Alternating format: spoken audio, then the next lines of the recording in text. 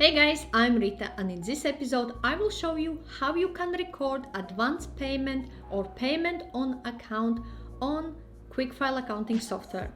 So if customer have paid, for example, advance payment or maybe a deposit before invoices have been issued, then how we can add it on their account? We need to go to sales and access client who have paid this advance payment. In my case, it's event limited. So click on this client's name, and under more options, we have an option to add a prepayment. So click add prepayment, add amount, paid to which account, select in which account it has been paid, select the date.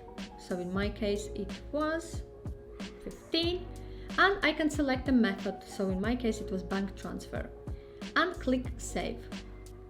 So now a prepayment of £1,000 has been attributed to this client, and it can be later applied to invoices. So for example, if I have invoice issued at a later time, invoice 30, I can log a payment, and there is already prepayment on account, so I can select apply from credit, I can add a note and click save.